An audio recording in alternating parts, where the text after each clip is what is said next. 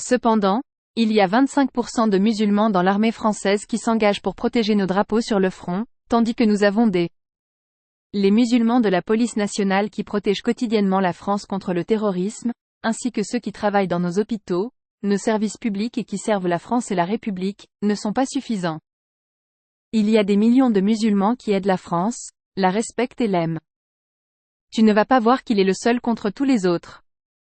Karim Zeribi a réorganisé le plateau de SENW en ce qui concerne les musulmans de France, ce qui fait de nouveau l'actualité sur la chaîne d'extrême droite CNews.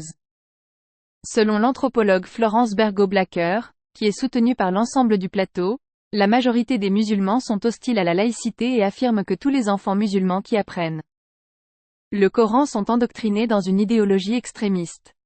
Voir un jour les musulmans ne plus être musulmans. Il y a un décrochage de la population musulmane sur la question de la laïcité avec 70 à 80% de musulmans qui remettent en question. Non, ils ne remettent pas en question, ils disent que la laïcité est utilisée contre la religion, mais si 68% des Français non musulmans le pensent aussi, il faut quand même regarder un petit peu le sentiment que les Français ont de l'utilisation qu'on a fait. J'ai plus les chiffres en tête. Il y a environ 8 millions de musulmans et à peu près tous les enfants qui vont à l'école coranique sont touchés en fait par l'Ève que vous dites. Pas seulement, ça ne veut pas dire qu'ils sont endoctrinés et qu'ils acceptent cet endoctrinement, mais malheureusement on n'a pas su les protéger. C'est grave de la présence de ces imams. Pas voir la réalité, vous ne pourrez pas. Je pense vous êtes très loin des réalités de terrain. C'est mon sentiment. Moi je vais aller beaucoup plus loin que ça. Le discours frériste est en train de gagner en popularité parmi les musulmans français.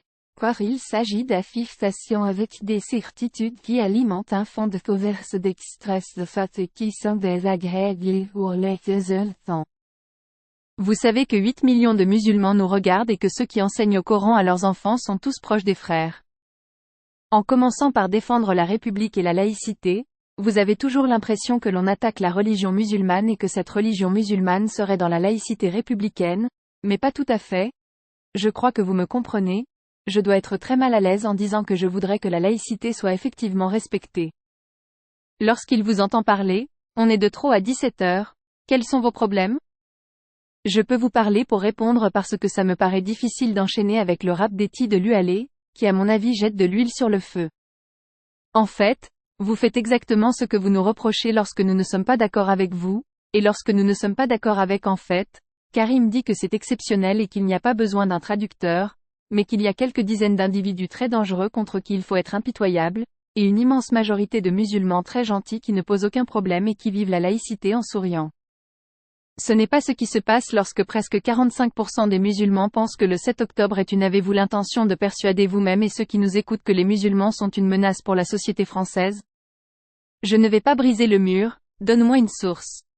Un chiffre peut être considéré comme un mur, ce qui peut être considéré comme rassurant, mais il ne suffit pas de dire que 25% des musulmans sont présents dans l'armée française et défendent nos couleurs au front, que des musulmans sont présents dans la police nationale et dans les services publics qui servent quotidiennement la France contre le terrorisme, et que des musulmans sont présents dans les hôpitaux et autres établissements de santé qui servent la France et la République.